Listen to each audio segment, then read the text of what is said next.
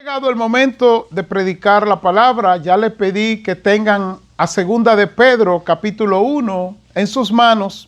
De ahí estaremos predicando el mensaje de hoy con el título Viviendo por la imagen y semejanza de Dios. ¿Cómo lograrlo? Viviendo por la imagen y semejanza de Dios. ¿Cómo lograrlo? Y como ya dije, el pasaje bíblico es 2 de Pedro 1, 5 al 11. Estaremos usando, como acostumbramos, dos versiones de la Biblia. Hoy usaré la Reina Valera del 60 y la Palabra de Dios para Todos para predicar desde 2 de Pedro 1, 5 al 11. Les comparto la tesis o pensamiento que ha de demostrar el mensaje. Vivir la vida cristiana por la imagen y semejanza de Dios solo es posible si poniendo toda diligencia nos añadimos los principios bíblicos que nos demanda Dios. Ustedes tienen en la pantalla la tesis o pensamiento inicial. Ya la han visto, ya la han leído, entonces entramos en materia.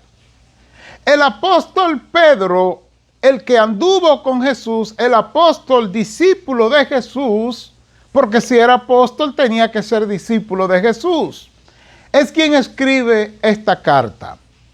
Esta carta es muy particular y tiene algo singular, o sea, algo que la hace especial. Número 1, la carta es dirigida a los creyentes. Versículo 1, él dice que le escribe a los que han alcanzado, a los que han sido alcanzados por la justicia de nuestro Señor y Salvador Jesucristo y que tienen una fe igualmente preciosa que la suya, o sea, que la nuestra, dice él. Le escribe a creyentes. Una particularidad de esta carta es que en el versículo 14 del capítulo 1 dice Pedro que él les escribe consciente de que está a punto de morir. Dice, sabiendo que en breve debo abandonar el cuerpo como nuestro Señor Jesucristo me ha declarado. En Juan 21 dice la Biblia que Jesús, después de restaurar a Pedro, le dijo cómo iba a morir. Y Pedro ahora, escribiendo esta carta, se da cuenta, o el Espíritu le deja ver, que está a punto de partir. Él entonces dice que él les escribe a los creyentes sabiendo que va a morir, y les escribe porque él es un testigo ocular de lo que aconteció. Él no está hablando de fábulas, como dice en el versículo 16 del capítulo 1. Porque no os hemos dado a conocer el poder y la venida de nuestro Señor Jesucristo, siguiendo fábulas artificiosas, sino habiendo visto con nuestros propios ojos su majestad. Él les escribe sabiendo que va a morir, pero les escribe también con la autoridad de haber sido testigo ocular, o sea, testigo, él vivió lo que él está escribiendo. Ahora la pregunta, ¿por qué o para qué más bien le escribe? La razón fundamental por la que él escribe esta carta se encuentra en el versículo 3 y 4 del capítulo 1. Escuche cómo él dice, en la versión Palabra de Dios para Todos, él dice, con su poder divino, Jesús nos ha dado todo lo que necesitamos. Escuche bien, todo lo que necesitamos para dedicar nuestra vida a Dios. Todo lo tenemos porque lo conocemos a Él, quien nos llamó por su gloria y excelencia. Y ahora escuche la razón, el propósito para que él escribe, versículo 4. Así nos dio promesas preciosas y valiosas, confiando en ellas, ustedes serán semejantes a Dios y podrán escapar del mundo, el cual será destruido a causa de los malos deseos de los seres humanos. Así que el apóstol Pedro escribe esta carta y nos deja saber a ellos primeramente, los recipientes originales, y hoy a nosotros, porque lo que estoy predicando es normativo. Normativo, mis amados hermanos, quiere decir que tuvo vigencia y aplicación para los lectores originales, como también de igual forma para nosotros. Recuerde que el título que estamos predicando es Viviendo por la imagen y semejanza de Dios. ¿Cómo lograrlo? Así que en el versículo 4 del capítulo 1 de Segunda de Pedro, él les deja saber a ellos y a nosotros que tenemos promesas y que confiando o dependiendo de esas promesas que ya tenemos de parte de Dios, nosotros podemos vivir disfrutando de la naturaleza divina, dice la Reina Valera, o la PDT, Palabra de Dios para Todos, que dice que serán semejantes a Dios. Pues esa semejanza que habla Pedro, esa naturaleza divina de la que Pedro nos invita a ser parte en su segunda epístola, no es más que la imagen y semejanza de Dios en nosotros que habla Génesis 1, 26 al 28. Recuerde que nosotros fuimos formados a imagen y semejanza de Dios. Y al ser formado, creado en Adán y Eva, a imagen y semejanza de Dios, cuando pecamos en Adán y Eva, el pecado, dígase la desobediencia, introdujo en nosotros vergüenza, miedo y culpa, o lo que es más correcto, miedo, vergüenza y culpa, y estos sentimientos modificaron la personalidad creada por Dios. Lo que estoy diciendo es que, según Génesis 3, cuando Dios nos creó a su imagen y a su semejanza, éramos perfectos, sin pecado, vivíamos en obediencia, vivíamos en paz, en gozo y en una comunión íntima con Dios. Pero al pecar y entrar estos sentimientos de miedo, vergüenza y culpa, ahora el hombre huye despavorido, huye de Dios, huye de la presencia de Dios, huye de la voluntad de Dios, huye de los propósitos de Dios. Y entonces tenemos al apóstol Pedro escribiendo esta segunda epístola para decirnos que nosotros, oiga cómo lo dice la Reina Valera, versículo 4 de segunda de Pedro 1, por medio de las cuales nos ha dado preciosas y grandísimas promesas, para que por ellas llegaseis a ser, escuche bien, participantes de la naturaleza divina. Dicho en un buen español, lo que está diciendo Pedro es, si tomamos estas promesas y las hacemos nuestras, si vivimos a través de estas promesas, si obedecemos a través de estas promesas, la imagen y semejanza de Dios en nosotros florecerá y ya no viviremos a través del miedo, la vergüenza y la culpa, sino disfrutando de esa naturaleza divina, dígase de la imagen y semejanza de Dios.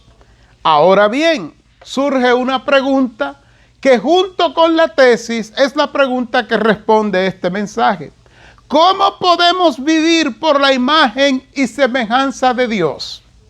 El apóstol Pedro, en los versículos 5 en adelante, él responde cómo nosotros, usted y yo que somos creyentes, podemos vivir en esa imagen y semejanza de Dios. Antes de eso, tenemos que restaurar o dejarnos restaurar por Dios. Y ahí entran los versículos 5 en adelante.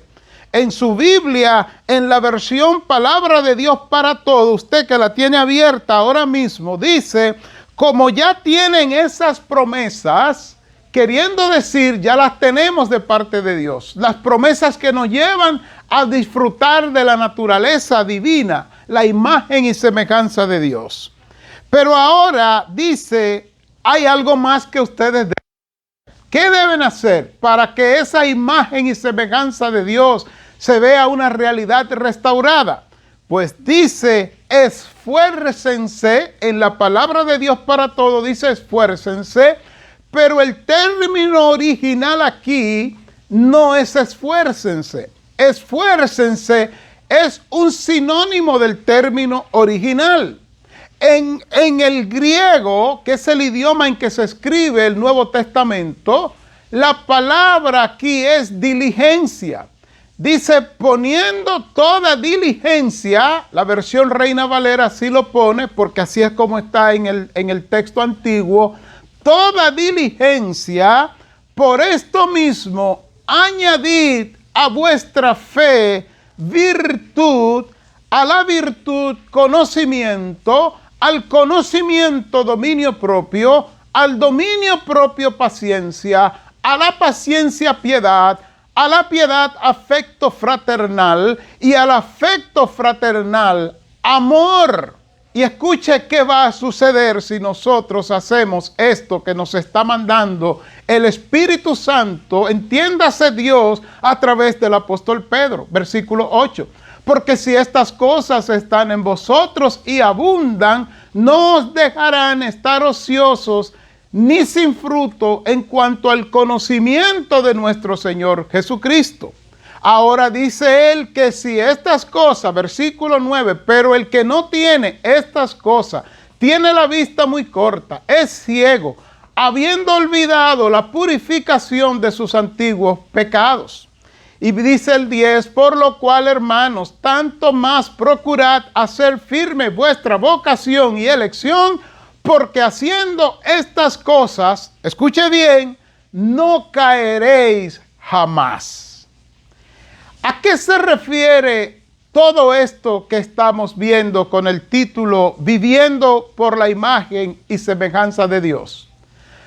El hilo de pensamiento del apóstol Pedro es que ya nosotros primeramente tenemos la fe y las promesas, nos han sido dadas. Eso está desde el versículo 1 de Segunda de Pedro, capítulo 1, donde estamos.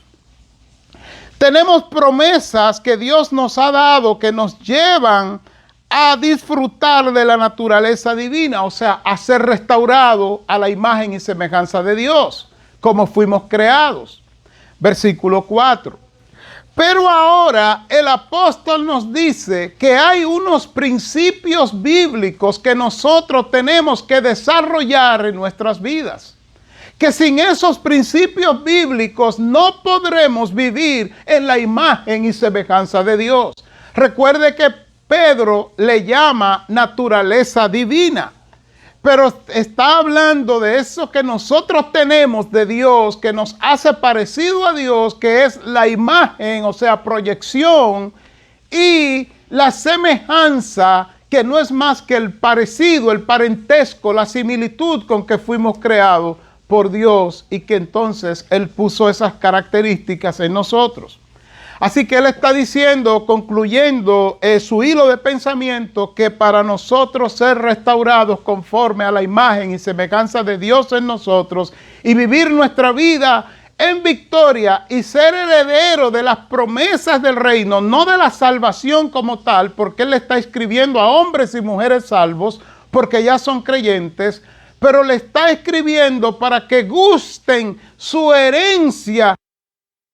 Entiéndanse, que gusten su herencia en el reino de los cielos, que tengan herencia, que tengan bendición de Dios más allá o juntamente con la salvación, como dice Romanos 8:17, que ahora en Cristo somos herederos de Dios y coherederos con Cristo. Heredero de Dios porque heredamos la vida eterna y coheredero con Cristo porque en su reino, si desarrollamos estos principios que Pedro nos está hablando en 2 de Pedro 1:5 en adelante, entonces vamos a recibir esa herencia o esas bendiciones en el reino de Dios. ¿Qué dice él? Versículo 5. Ustedes ya son salvos, parafraseo el concepto, ya tienen las promesas, ahora tienen que esforzarse. La palabra esforzarse es la palabra diligencia, una palabra griega, espoudé, se pronuncia espoudé, que significa, o lo que él está diciendo es que nosotros debemos poner todo esfuerzo, todo esmero, toda rapidez, con entusiasmo, hacer lo mejor posible por añadir a la fe que ya Dios nos ha dado, añadirle un carácter transformado. Un carácter, escuche bien, que sea de excelencia, es lo que está diciendo. Aquí la palabra virtud de la Reina Valera en este versículo 5 significa carácter hacia la excelencia. Es un hombre, una mujer que después de la fe dada por Dios, la fe para creer en el Señor y para mantenerse en el Señor, la fe que nos lleva a relacionarnos con Dios, ahora sigue creciendo, desarrollando el carácter de Cristo en su vida. Y continúa diciendo que a ese carácter transformado le debe añadir también conocimiento. La palabra conocimiento no es conocimiento intelectual, sino transformación de la mente, como dice Romanos 12:2. Romanos 12:2 dice, no os conforméis a este siglo, sino transformaos por medio de la renovación de vuestro entendimiento, para que comprobéis cuál sea la buena voluntad de Dios, agradable y perfecta. Así que él sigue en el hilo de pensamiento, ya tiene la fe, versículo 5, pues debes ahora añadirle un carácter hacia la excelencia, o sea, virtud. Pero a eso debes añadirle el conocimiento, la transformación de la mente a través de conocer a Dios íntimamente. Continúa el apóstol Pedro. Luego de esto, tienes que añadir dominio propio a tu vida.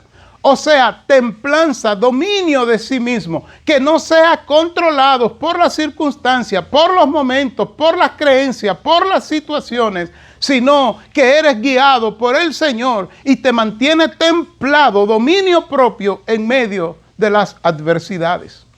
Sigue diciendo que tiene que añadir, además de eso, tiene que ser constante. Añadir constancia, dice la PDT, que es paciencia.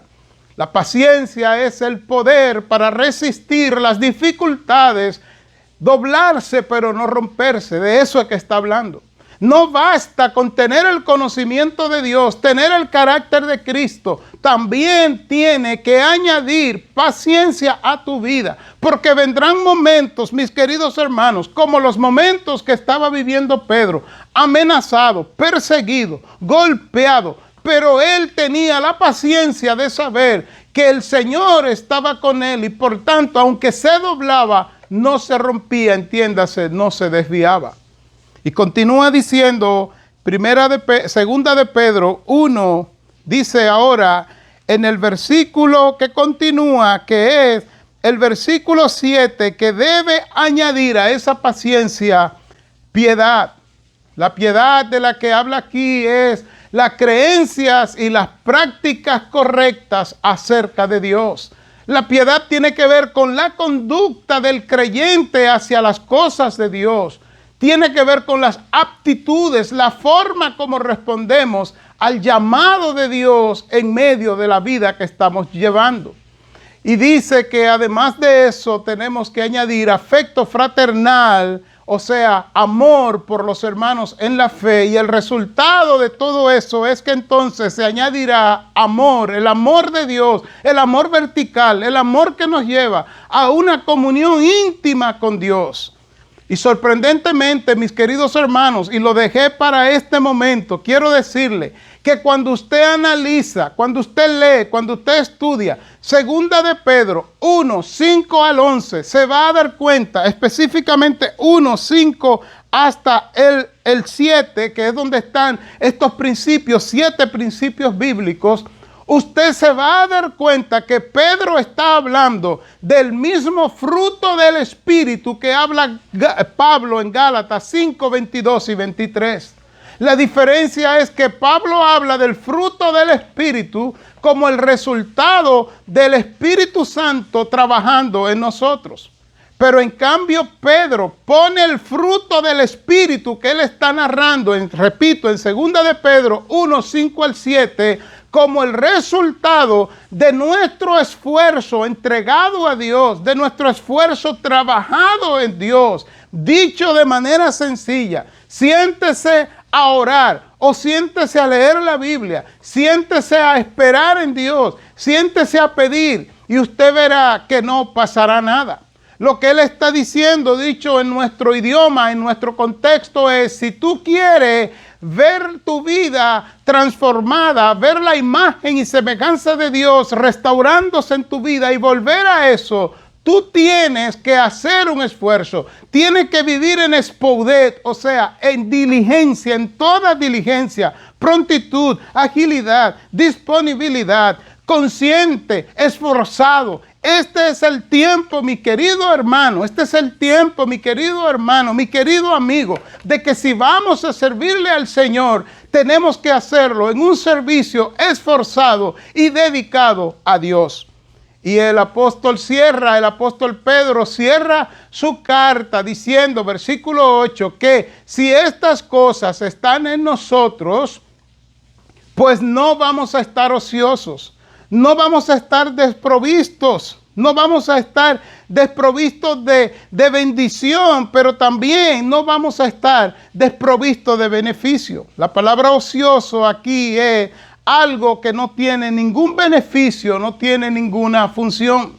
Y en el versículo 9 viene la advertencia que es con la que quiero ir concluyendo. Dice, el que no tiene estas cosas, ¿cuáles cosas? Pues las que ya él dijo, la virtud, o sea, el carácter trabajado, el carácter hacia la excelencia, el conocimiento de Dios, el dominio propio, la paciencia, la constancia, la piedad, el afecto fraternal, dígase el amor de Dios desarrollado en nosotros, entiéndase el fruto del Espíritu.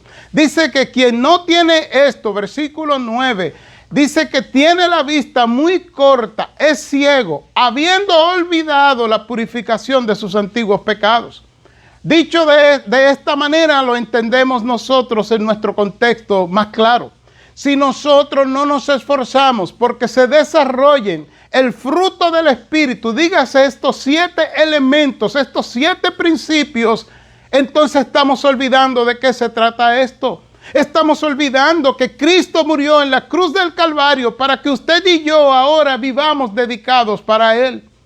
Y sigue diciendo que, versículo 10, que por lo cual, hermanos, tanto más, procurad hacer firme vuestra vocación y elección, porque haciéndose estas cosas no caeréis jamás. Y este no caeréis jamás no está hablando de perder la salvación. Mire de qué está hablando, versículo 11, porque de esta manera os será otorgada amplia y generosa entrada en el reino eterno de nuestro Señor y Salvador Jesucristo. Dígase que la herencia que recibiremos en el reino de Cristo, en el reino de los cielos, en el reino de Dios, se pone, hermano, en peligro cuando nosotros no nos dejamos restaurar a la imagen y semejanza de Dios. Concluyo el mensaje de hoy haciéndole esta pregunta.